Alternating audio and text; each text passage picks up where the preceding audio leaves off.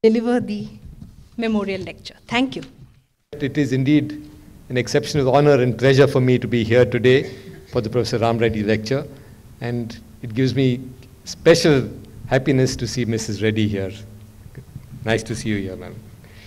Over the last few years, advances in information and communication technologies have resulted in the creation of new media.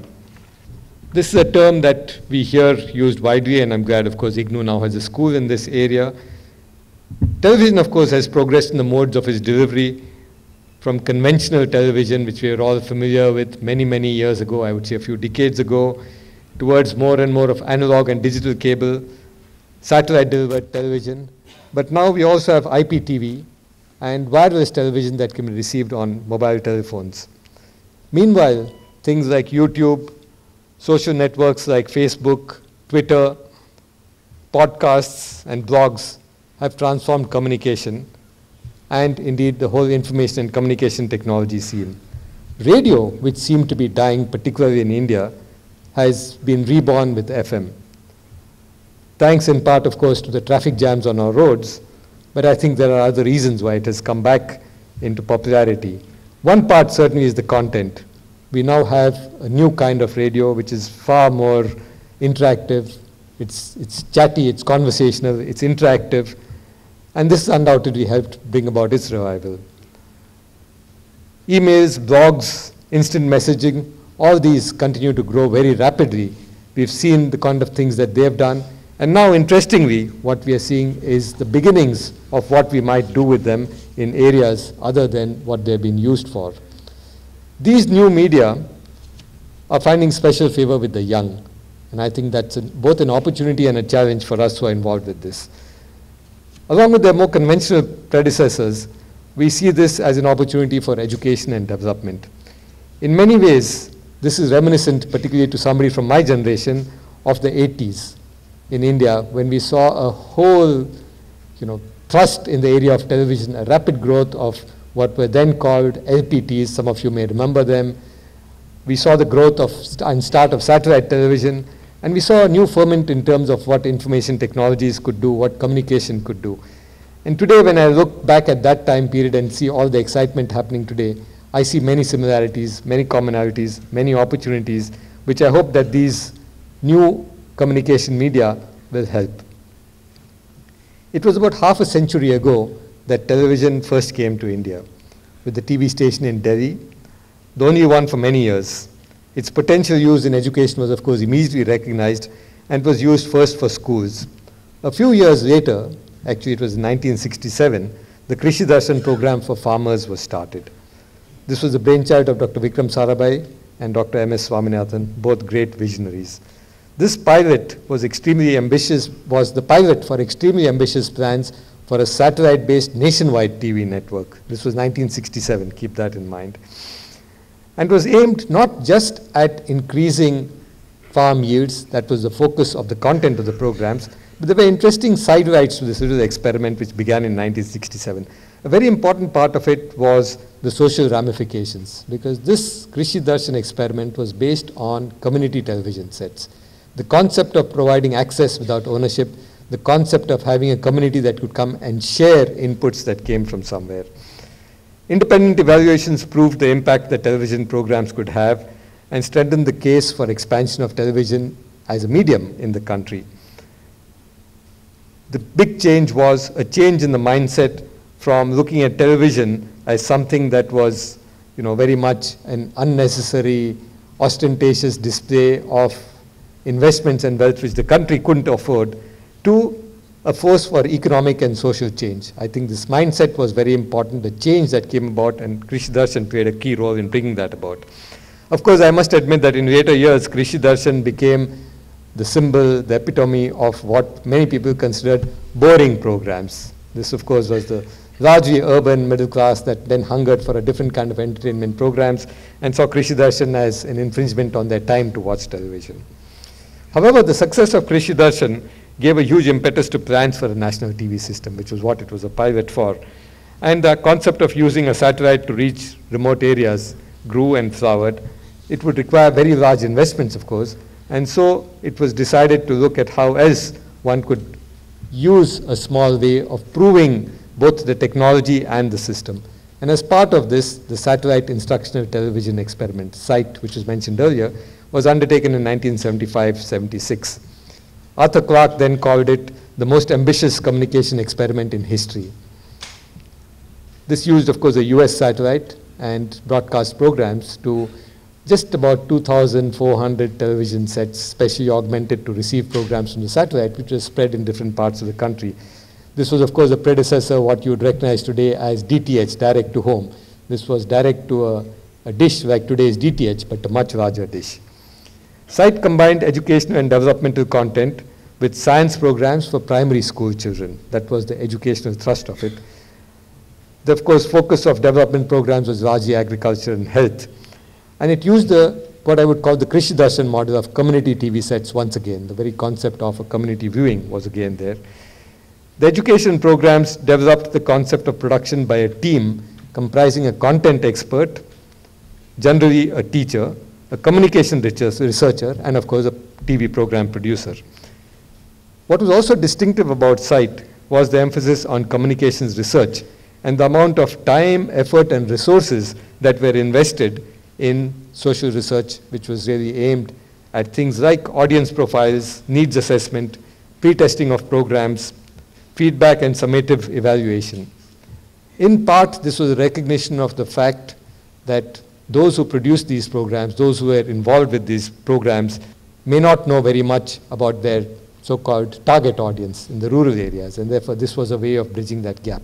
But equally, it was also an example of an attempt to use a scientific methodology of getting hard data, of testing, of proving, of validating, and then going out to a bigger system. In parallel with SITE, an intensive experiment in a limited coverage area was mounted in Kheda district. And this experiment, called the Kheda Communication Project, which went on for many years subsequently, was far more focused on development, not so much on education, and looked particularly at the social dimensions, the social barriers, the structural barriers of the impediments to development and what needs to be overcome, and particularly what communication can do to overcome those barriers. Very, very interesting findings from that, but I think a key element of it was, just as the community set concept came from Krishi Darshan and was taken through SITE onwards, Kheda introduced the concept of local TV or community TV. At that time, it was something new because stations were meant to cover large areas. The whole thrust was, how do you expand coverage? How do you take the same program to many more people?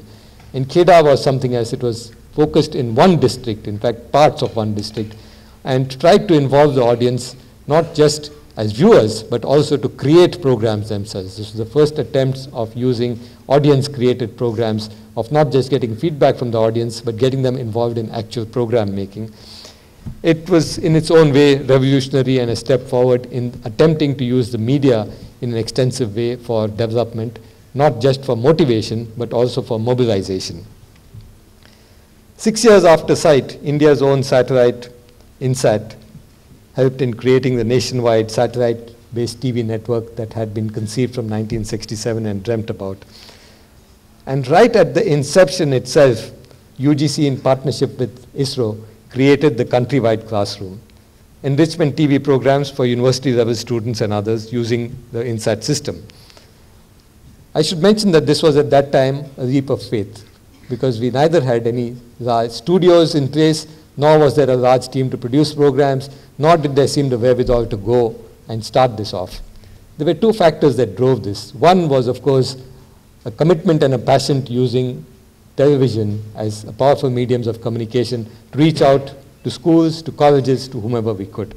The second, which has almost seemed unfortunately prescient when you look back, was the feeling that if you don't put your foot in the door, then the limited broadcast time which then existed would get taken up completely by commercial and other kinds of programs. And so it was important to block off a little chunk which would be called for education for universities. And that part of it at least worked. And for long, long years since then till now, there is yet that little chunk of time on Doordarshan which continues to be for education. Countrywide classroom, of course, at that time was a huge challenge. It looked at what it needed to do.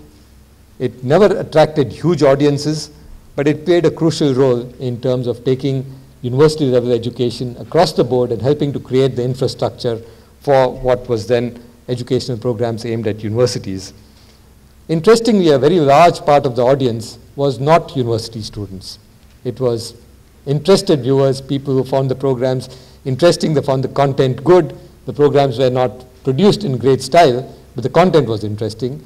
And in a way, this bore out what the broader concept of these programs were, which was not to help students to get more marks in their exams, but to take education in the broadest sense of the term and spread it across the country.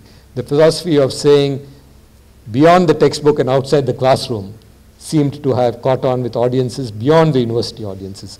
But it taught a lot of lessons for what you need to do with regard to student audiences. Clearly, there were huge gaps in terms of doing things at a convenient time, of having TV sets where students were, of getting students to come in. It also gave deep lessons about motivation of students, which seemed to be far more geared towards academic performance, towards the kind of things that students even today worry about. And I think there are lessons that we might take back from there. But I do think it established what was then required to be done. And these efforts had a huge impact on the distance learning community in general. One of the things, of course, which it had triggered off, and one of the creators of even the whole thought of countrywide classroom, was Professor Ram Reddy. And this step of trying to say, okay, these are the lessons from something which we need to do, which is to go outside the textbook and give broader, holistic learning. The student demand is something else, and can we then look at how to use this media to meet the student demands? And that is where the whole concept, the whole thrust of using media and television and distance learning became very concretized and specific, and programs began to take off. The whole IGNOU media started off from there, the use of television. And interestingly, two different ways of looking at the countrywide classroom and IGNOU programs. The countrywide classroom went in a decentralized mode, setting up studios in different parts of the country, trying to tap into creativity and expertise there.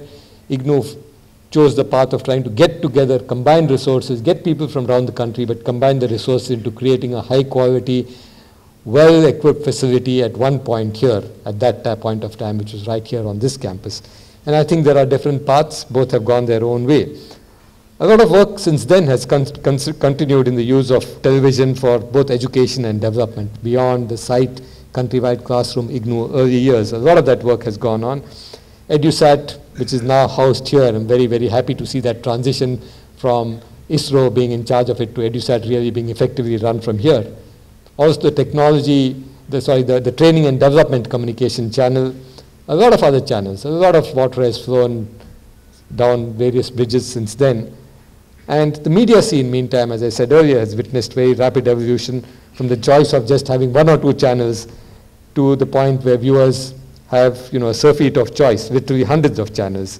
The range of languages, format, contents, and genre is all encompassing. The technical production quality, packaging, the special effects and animation are of extremely high standards. Much of this, of course, is market driven and commercial interests predominate. Public service broadcasting is rare, and barring a few specifically educational channels, some of which emanate from here, a large part of the television content across the board is minimal in terms of education and development. The proliferation of channels and the increasing segmentation of audience has marginalized many of these channels which are devoted to education and development. They are often not carried by cable networks or are carried at places where many of the TV sets can't receive them. We also have the fact that the industry itself has evolved, and there is now a concept of carriage fees, where to get a channel carried on the cable network, you have to pay the cable operator. Didn't obtain some time back. Now that's almost the standard method. And the cost has made it difficult for education and development channels to reach large audiences. The present system clearly puts at a big disadvantage those channels that have specified, targeted, or limited viewership. And though its reach is yet very limited, as compared with cable, things like direct to home now are beginning to change that scene. You now are getting a large supply of bandwidth, of channels, and you are beginning to see that the cable operator, who was the local monopolist who could control what you saw, is losing his dominance. And with things like IPTV and wireless broadband coming in, the new technologies that I mentioned earlier, we are seeing, I would say we are just at that cusp of change where we are seeing a huge possibility emerging, where the constraints that today are imposed by gatekeepers like cable operators, a whole host of other gatekeepers who limit what can go to the audience, is going to go away. And as we begin to prepare for this future, it might be well to look back at what I mentioned earlier of our many years of experience, 5 decades of experience of using particularly television, apart from our various other channels of communication and media, and see what is it that are the key elements which we might pick out, which we might look at as we move to what you might call the next generation of media and the next generation of media uses in education and development. Clearly, a key element is access. Access in its various forms and modes. It's limited sometimes by time and location, very often by cost, obviously, but time, location are often limiting factors. Comprehensibility is important. Access, I may access something but not be able to understand it. However, things like storage media, time shifting capability, audio, video on demand, a whole host of new technologies are now moving, taking this constraint away. We are now moving to the stage of anywhere, anytime, any device reception, where you can get what you want at any time. I'm hoping that will now extend, as Professor Pillai just mentioned, what IGNOU has done, not only to any device, anytime, anywhere, but any content, any kind of educational content I have is beginning to be available. It's all available freely. That's the kind of scenario we are moving to. So we do see solutions coming up on the access part, and we are looking at what might be possible as we move to a future where access may no longer be the constraint. But a different kind of constraint on that access will continue, and that is affordability. We are seeing that affordability, particularly at the individual or household level, not at the community level, but the individual or household level, is likely to be an issue in our country for many, many years yet. So if you look at programs that need to reach out to rural areas, to those who are disadvantaged, this is going to be a constraint. They will not have access in their home. They will not have individual access. Therefore, there doesn't seem to be any escape from some form of community viewing for particularly expensive media like television or computers. Some form of community access that has to be provided, and somewhere where the government cannot abdicate its role to provide these facilities. Already some positive moves are there. Television seems to have gone on the back burner with regard to community access being actively provided by government. In some cases done, in some cases done in different ways. Some states have done free giveaways, which, you know, I know many of us in this kind of audience would be very critical of that. But it has its virtues. It's providing access across the board, and I think that's an important way of having access to information. But there are other things happening in that area. The good thing is that in the new media, the government is playing an active role. It has not completely abdicated. For example, in the area of computers and IT, the common service centers, as they're called, there's a big scheme to put 100,000 into place in the next few months, very literally. 100,000 of these in 100,000 villages across the country will be a great start. It's not all 600,000, but I think 100,000 is a big start if that happens in the next few months. Power supply is a problem. You have other constraints on these, but I think a start has been made. And I think with TV sets and internet-connected computers, we will be able to begin to see what might happen there. Clearly, the next stage on this affordability access kind of dimension is to ensure that both TV sets and interconnected computers in schools, which are absolutely essential, we need a major program to ensure that they are available with connectivity, maybe in colleges and secondary schools to start with in a time-bound, immediate manner, but immediately thereafter we should see how we can get them into primary schools. This means large investments, but when you put the figures together, it's not really that large. When you look at some of the big schemes that the government undertakes for social development, this is among a smaller one in that. And I think that's transformational capability, its foundational capability in terms of information as a basic input for development can create very major and revolutionary changes. One of the other lessons which is critical, and this is obvious, but I do want to mention this, is the comprehensibility and relevance of content. And I mention this because very often we tend to take this for granted and therefore ignore it. Both comprehensibility and relevance. Comprehensibility not just in terms of language, but in terms of idiom. And that's why I mentioned a lot of communication that went into early days, right from site on, was to do just this. That yes, you know the program has to be in the local language, but can you put it in the idiom that's understandable to the audience you're discussing and talking with? And I'd like to give my hackneyed but favorite example on this. You know, some of us who have gone through things like electronic component failure. Indeed, it's there in many other areas. It's there in human beings. You have a very high rate of failure in initial years, then a long stable period, and then a high failure rate at the end. I said, take human beings. Your high infant mortality rate, if you overcome that, then the probability of survival is very high. And then towards the end of your life, whenever that may be, 60, 70 plus, it starts increasing again. The same with electronic components. Now, in my days of learning this, a commonly used parlance to describe this, which comes from the West, is bathtub curve. Now, to many of us, that's very evocative. The minute you think of a bathtub curve, you know it's like this, down like this, and up again like that. And it summarizes very symbolically and very easily something which you can memorize extremely easily. But to a child who's never seen a bathtub, a rural child who doesn't know what a bathtub is, saying bathtub curve clearly has no meaning.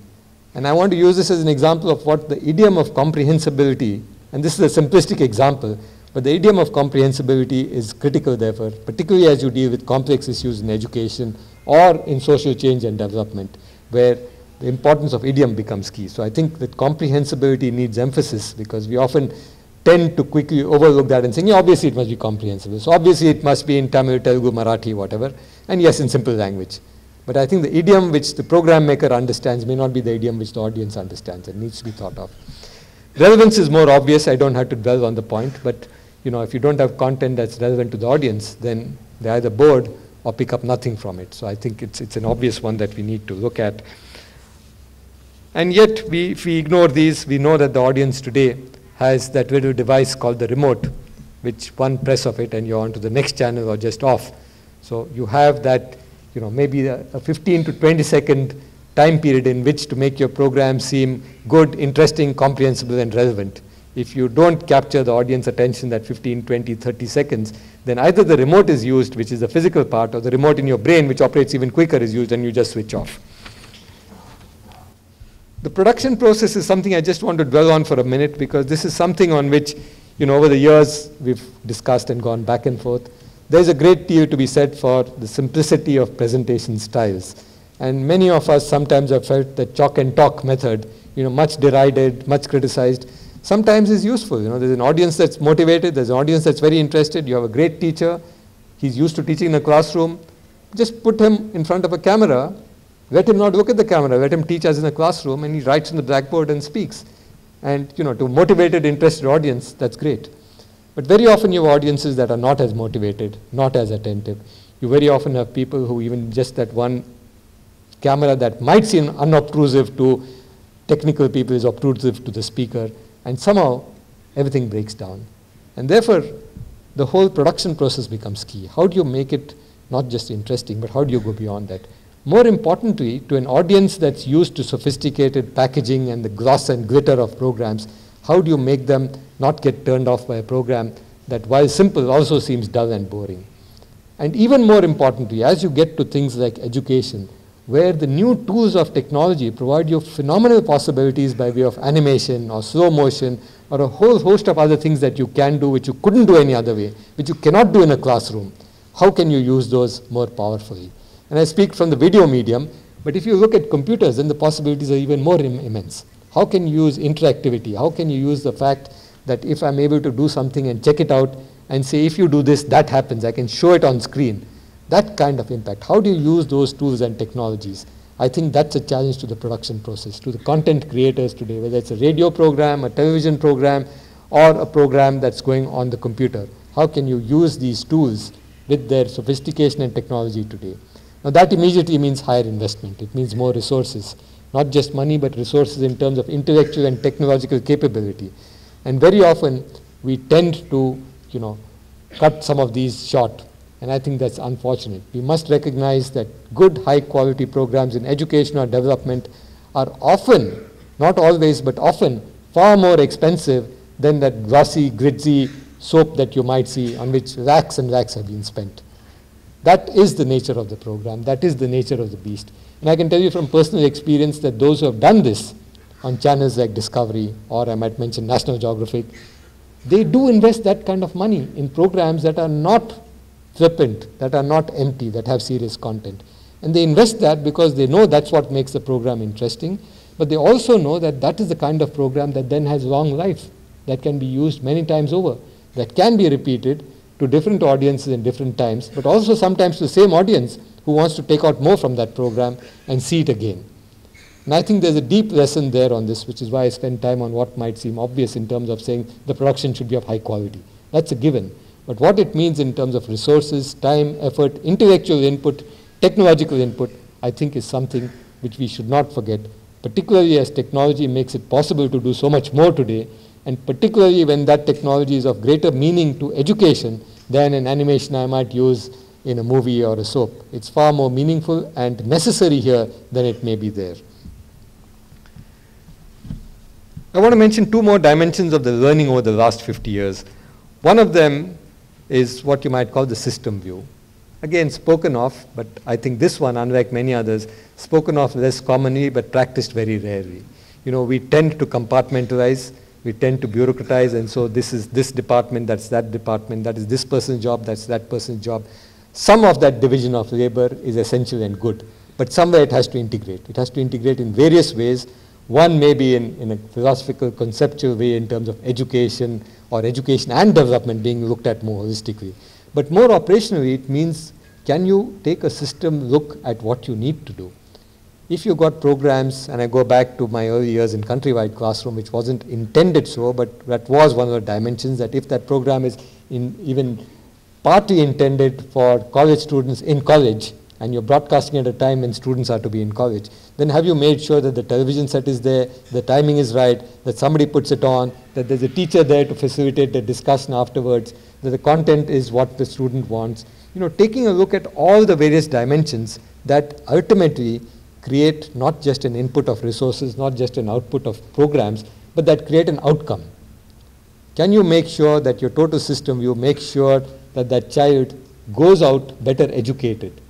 That adult goes out with something in his mind which he or she did not know earlier, is now excited about.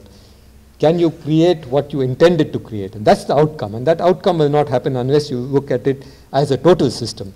Right from the maintenance of your pieces of hardware, if you have a computer, a television set, a radio out in the field, whether in the college or in a remote rural area, is it maintained? Is it working? Is there power?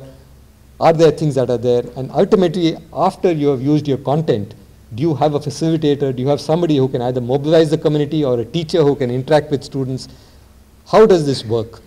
Again, much of this is obvious, but the fact that you need to put this together in a system and then need somebody who plans that system is often ignored. The systems manager is looked as the big boss who nobody wants, and it's a role which is undefined because it cuts horizontally across many different dimensions, many disciplines, many departments, and so gets neglected. But I think one of the key learnings of all these 50 years has been that unless you do that, you will not have outcomes. You'll have a lot of resources going in, you'll have a lot of outputs in terms of programs, some very good programs, but you will not have the outcomes of what your learning goals or your development goals were. Related to that, of course, is the whole part which I mentioned earlier of communications research, one part of the system, but an important part that brings together in many ways some of these things. The fact that you need to look at this as a scientific enterprise where you need research to tell you, are you going right or wrong? What do you need to put? How are people reacting? What is the outcome of what you did? Do you need to change something? Do you need to change your content, your system, your organization, your timing, your level of difficulty? I think that's a key part of what you need to do. And part of the system, I do want to mention one more part of the system which I missed out earlier, is the configuration of the network. You know, I think today with new technologies, you have possibilities which we didn't have earlier. When we started off 50 years ago with television, and indeed with radio in the early years, you had a station which could cover a limited area. And so your constraints were limited. Then you suddenly had this wonderful thing called the satellite that could link up all these places, and you had the possibility of taking one program to many places, to many people. And you had things which today you call DTH, as I said earlier, which can take one program again to many people. But technology provides you options. In fact, it did even at that time. Today it provides even more option. And so you have to make a conscious choice about things like decentralization, local content, local origination, how much of it is controlled locally, how much is controlled centrally. And these are key parameters which must be part of your overall system design. Where do you want to configure the system and how? And I think that determines in many ways what happens, but in turn has to be determined by the very philosophy of what you want to do. I would guess that most of us would favor a strongly decentralized system given the diversity of our country, given the needs are varying and different, given that the levels are different, given that everything from when you wake up in the morning in different parts of the country changes, and you might have to therefore affect things like timings. But unless we take a conscious decision of what is that philosophy and then make sure that our system is configured for that, how much interaction, what kinds of things do you do, and therefore which medium do you use? Do you use mostly a one-way medium like television? Do you use a far more interactive medium like computers? Do you use a completely contact method like a teacher in a classroom? It's not either or very clearly, and I think IGNOU has exemplified that brilliantly. That is not an either or. It is a combination, but what is the right combination? What mix of these different things work best? I think that has to be thought through and put into place as part of what I mentioned of the overall system design that you need to look at. As we look at all these factors and we look at where things have evolved, I think we have now seen that this evolution of technologies, of the whole progress in the ICT sector, has opened up a whole new range of things for us. We've seen that some of the constraints which we had earlier about access and affordability have not completely gone away, but have been hugely reduced. We have another possibility now, which I do want to mention very specifically among the new technologies. Today, and all of us know this, but it doesn't strike us till you think of it consciously, the one device, the one thing owned by more Indians than any other is not a radio, it's not a bicycle, it's not a sewing machine, it's not a fan, it's a mobile phone, that handset. It's owned by more than 500 million Indians. This little device is no longer something you speak with. It's a device on which you can get messages, you can text. Increasingly, you can get data on it. You can even get pictures on it in many cases. You can use it to access the internet. And this device is connected to every other device that's there. So if you talk of peer-to-peer, you talk of interaction, you talk of creating closed groups, everything is possible with this one device. It's just amazing, and yet in some ways, it's sad to see that we have not yet fully exploited this. It's a fantastic ability to get to anywhere. It's changing every day. As 3G comes in, you'll do much more with that little device. It doesn't depend as much on power as many of the other devices or media devices that we have talked of. And I think what is inhibiting us today in use of that is really your imagination, or capability to think of ideas of saying, how can I use this little device for education and development? What can you do to use social networking media for other things? May not be to get to students. Maybe how can we use some of the social networking media to build peer groups among teachers? And again, I know some of this is being done, but when I look around and see how much is being done, it's far too little. I see all kinds of people connecting for all kinds of other reasons, but for professional reasons of, say, an educationist or a development working getting together. Some examples, but very few. NGO groups, widely dispersed across the country. Many of those who work in these NGOs are highly motivated, highly educated individuals who have the wherewithal to be on the net, not necessarily own a computer, though most of them can. They can access the net. How much of it is being used through social networking media to share experiences, to share thoughts, to build a community? And I think while some of this is happening, it's far too little. And these new media today are giving us these kinds of opportunities in plentiful measure. And I would again repeat that I think what is inhibiting us is often our imagination. It's not resources. I disagree completely that money is a constraint. It's not. If we can think of something and be passionate enough about it, the resources will come. It is either a lack of imagination or sometimes, and far more often, organizational constraints, some of which are self-imposed, some of which exist because of the way our systems are geared. We've seen, as I said, some of this being used, and I would classify them as being the occasional sparks and some outstanding work that has happened. But it's not yet what I would call a prairie fire. It's not spreading across the country. It's not a new movement that is suddenly taken off. I would look to many of you here to be able to do that and to take that on. Much of the pioneering work which has been done has fructified into operational systems. If I look at, the early days of distance learning, if I look at some of the work done in school education, if I look at SITE, yes, some of it has become operational, but very little.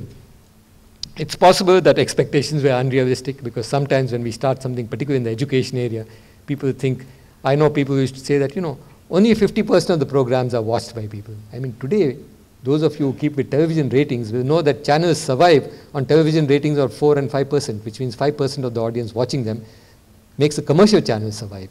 And yet I know days when if we had a 50% audience, people would say it's a failure, it's not working. So maybe your expectations are unrealistic and too high. We need to maybe retone them without being less ambitious, but being a little more pragmatic and practical. You know, maybe the pilots, of course, that we did, which didn't fructify, and very often this is a criticism that of pilots, as somebody said, India is the biggest graveyards of pilot experiments, of pilots in the world. But yet, you know, I think that's a bit unfair. Maybe some of these pilots were like sprints, and sprinters do not win marathons. Also, maybe, you know, we should not expect a marathon to be run at the pace of a sprint. You don't run a marathon at the speed at which Usain Bolt runs 100 meters. So maybe our expectations, as I said, need to be retoned, but maybe we need to look at whether we are gearing up for a sprint or a marathon, and many of our pilot projects are really in the mode of sprints. They do very well, they succeed, they win, but they can never be extended to a marathon, to a long time thing which is there. I think I've tried to touch on some of the critical factors that we've seen over the last 5 decades of learning. And I think I personally, despite some of the problems that I mentioned, many of the problems, I'm very optimistic. I think the new technologies that are coming up, that are continuously evolving, but particularly in the last few years, I said you've seen an effervescence of the whole area of ICT in the media space across the board. And I've so far talked only of electronic media. I've not even touched on the printed media, where there are local newspapers, printing is cheaper, you get instantaneous things, you get community newspapers happening. I'm not even talking of the print media, it's a different ballgame altogether. But in the electronic media, in the ICT space, you're seeing tremendous possibilities. And this is at a time when we are seeing education in this country also going through one more ferment. We've gone through this occasionally, but in the last year or so, maybe 2 years, we've seen again a constant questioning, doubts, pushes and pulls, some concerns about where it's heading. We've seen global kind of forces come into play, but very clearly there's a ferment in the education establishment. I don't mean the education establishment as in academia alone, which is always in ferment and looking at new ideas, but in the establishment, in the political and bureaucratic circles, you're beginning to see some relook, some rethoughts. And I think therefore it's a perfect confluence of new technologies, of a relook at what might happen, and of emerging possibilities where this country now recognizes education as not just being a good in itself, which it always is and will be, but also being a way to bring mobility, to bring economic return. It's a good investment, to put it crudely, which it wasn't.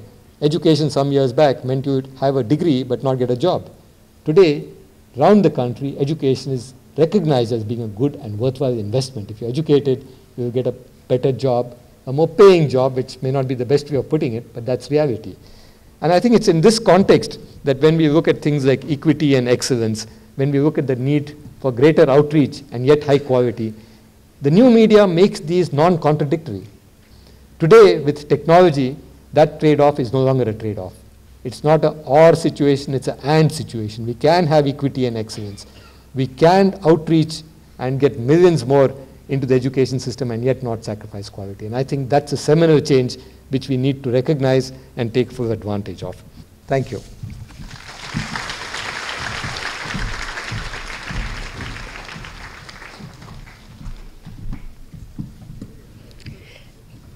Thank you very much, sir. It was a pleasure.